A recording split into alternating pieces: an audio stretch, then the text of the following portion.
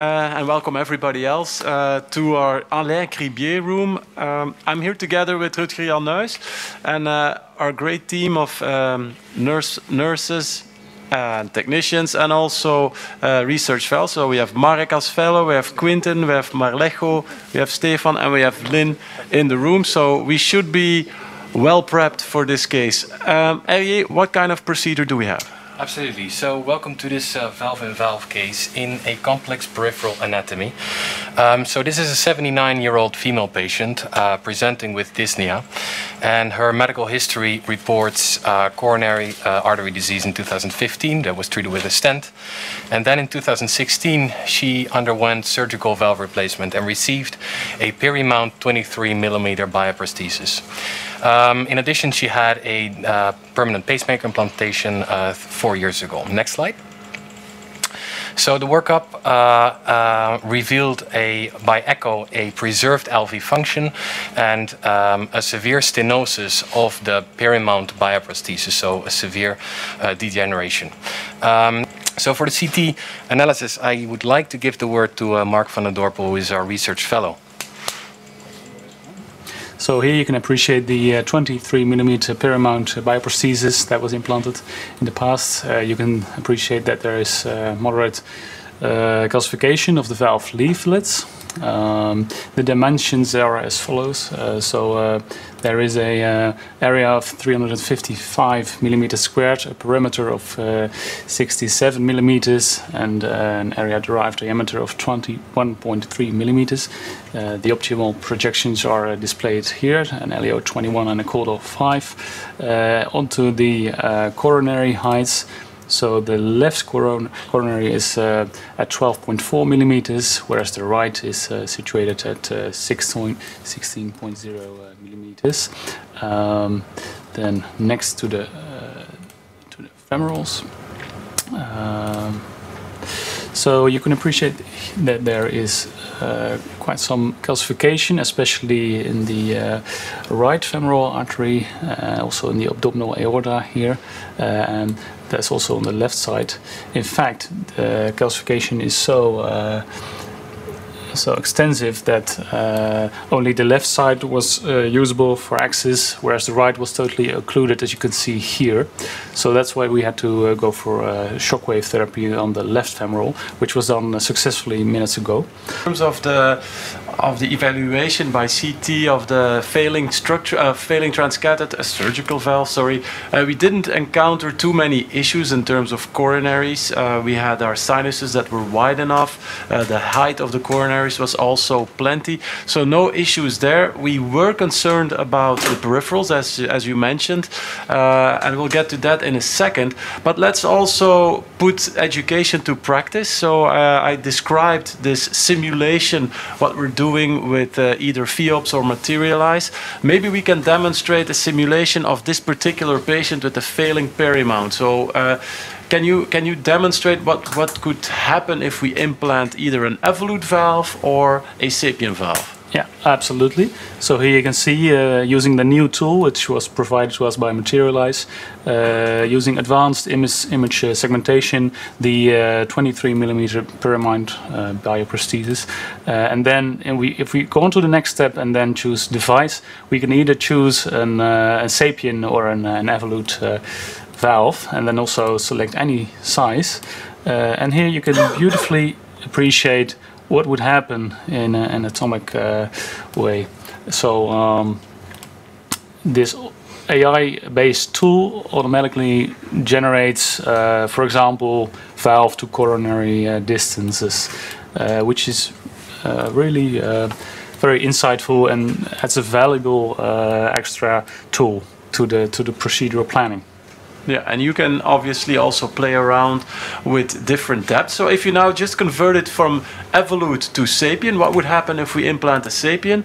Obviously, you see that relative to the coronaries, this is a day and night difference. And that is exactly why we are still considering SAPIEN valves for our failing surgical prosthesis.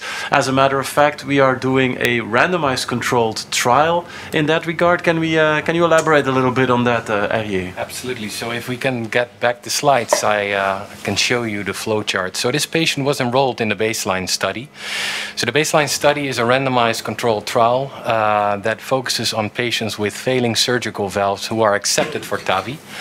And then, so we just found out that we can have insights on the interaction between the transcatheter valve and a surgical valve if we use a sapien or if we use a balloon expandable versus self-expanding. But there's only one way out, one way to find out clinically, and that's to do a randomized trial. So next slide, please. Again, next slide. So this is the baseline trial in which we seek to randomize a total of 440 patients to either self-expanding with the Evolut platform or balloon expanding with the Sapien or MyVal valve. And what are we looking for? The primary endpoint is at 30 days, which is device success according to VARC 3. And the co-primary endpoint is at 1 year. It's a clinical endpoint, a composite of mortality, stroke, and rehospitalization for heart failure. So this patient was randomized to the Evolut platform. So that's the reason that we selected this valve for this patient. But we would also have obviously felt very much comfortable with using a balloon expandable valve. So let's bring you to the case where we are now. So we have a right radial access for that accommodates the sentinel. So we have cerebral embolic protection. We do that typically in all our cases, but definitely also in failing surgical prosthesis. And then we have one little needle here punctured through the right femoral skin here, inguinal skin, for pacing purposes if needed. And then we have a 7 French sheath, and that's it. That is our access. So we have no access for a pigtail. We feel that the pigtail doesn't add a lot in these failing TAVR cases. So we only have a 7 French long sheath, 65 millimeter sheath. And we did prepare the iliac trajectory with shockwave. And can we briefly show a couple of those, maybe the last shockwave run? So we delivered 300 pulses throughout the entire iliac trajectory, and then at the end with this balloon we went back and forth to see whether it was easy to navigate with this balloon with a that has lost its profile, obviously, whether it would be easy to introduce a 14 French sheet. So far we haven't introduced the sheet. What we did do is we did implant the sentinel, and then we also crossed the valve, and so now we are in the valve in the left ventricle with a pigtail catheter. And can we then briefly show the hemodynamics? So you see the pressure measurement from the pigtail in the LV, and then we have this long 7 French sheath in the groin with its tip at the aortic arch. And so this is where we have simultaneous pressure measurements in the LV and in the aorta. So this is an important baseline assessment that we would want to do in the context of treatment of a failing surgical valve. All right. And Herrier controls the wire. So the patient is wide awake, obviously. That's how we do it. And this is where she does start to feel something. And I also feel a lot of resistance. So let's have a look in the groin there. What are we facing? Oh, there's a little bit to my surprise. So let's see. Oh, yeah, there's a lot of calcium there. Huh? Oh, yeah. Yeah. Exactly. So this is the III wire. This is a bit stiffer, well, quite a bit stiffer than the Safari wire. And well, obviously, what also was of notice is that we did some atherectomy with our NVO system because we saw some tissue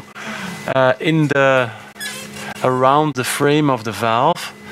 And let's see if it wants to go. Yes, now it goes. So this is the value of that stiff wire store. So I'm kind of pleased with that. Yeah, so we inserted at 3 o'clock with the flush port. But now in an LAO projection, we want to make sure that we are that we also have the commissural alignment, and you want to have this open head on the outside of on the right-hand side of the screen, and that is exactly the case. So I think in terms of commissural alignment, we are in good shape.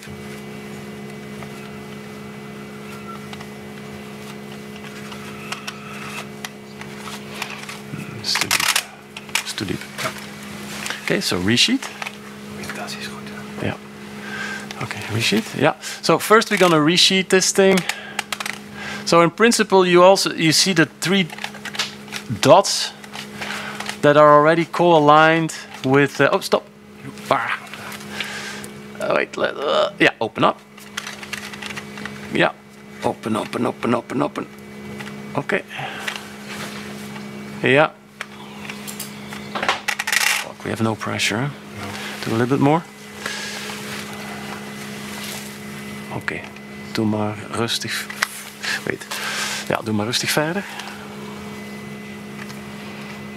Trek hem aan. Ja, trek hem een beetje aan de naad.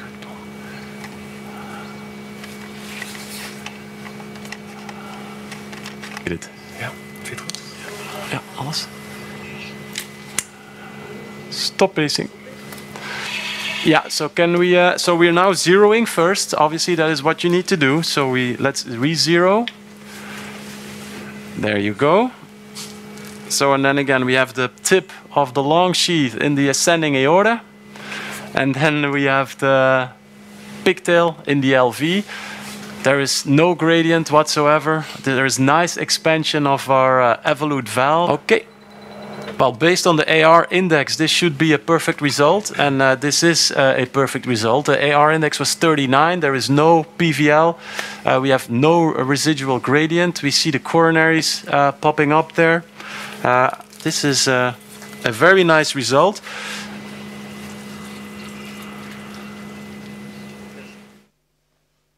Very good. Dr. Dvir.